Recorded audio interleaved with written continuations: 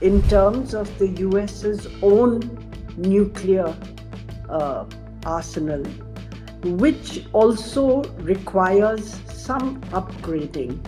And in the process of that upgrading, they will be resuming nuclear testing. There is legally no bar on them resuming testing, but it means that other countries will also perhaps resume testing, and that won't be a good thing. Nuclear competition between the three great powers is heating up.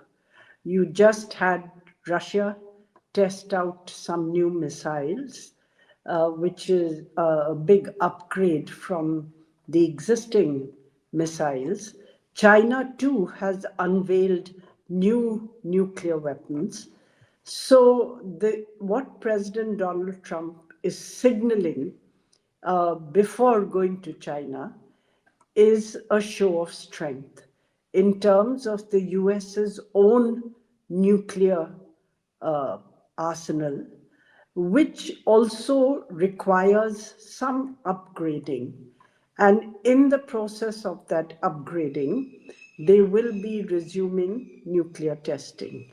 You see, the US had not ratified the CTBT. Though they had signed it, the Republicans were opposed to it and they never ratified it.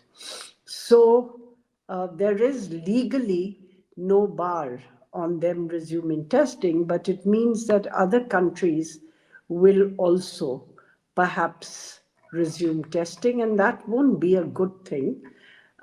President Trump is also offering a dialogue to reduce nuclear arms, which would include the US, Russia, and China. And he said that the US has the largest nuclear arsenal today, mainly because of the decisions he took during his first term.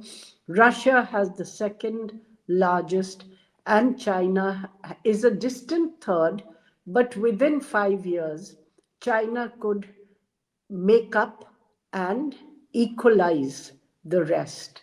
The US. So it's something which the US has been pursuing.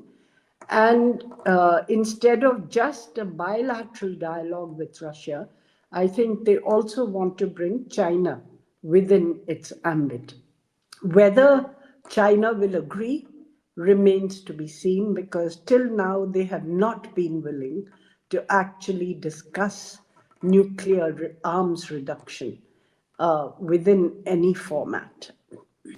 Begin by reaffirming India's unwavering commitment to global efforts to prevent the proliferation of weapons of mass destruction and their delivery systems.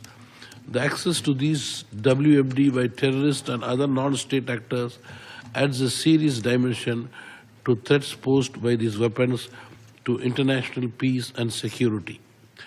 Cognizant of this threat, India has been tabling an annual resolution in the UN General Assembly on measures to prevent terrorists from acquiring weapons of mass destruction, which is adopted by consensus. India accords great importance to the implementation of UNSC Resolution 1540. With our long-standing commitment to global non-proliferation, India has a robust legal and regulatory system to implement the provisions of Resolution 1540 and strategic trade controls. This includes our effective and interministerial mechanism at national level on licensing, enforcement and risk assessment, outreach and capacity building in this area. Recognizing the role of the industry, academia and other key stakeholders in facilitating the implementation by states of Resolution 1540 and STC, India continues to organize outreach events involving these stakeholders at the national, regional, social, sectoral level. In this regard, it may be noted that 2024, the Government of India, in partnership with various industry bodies and other stakeholders, had been organizing the National Conference on Strategic Trade Controls, which has been restructured from early editions into a unique format.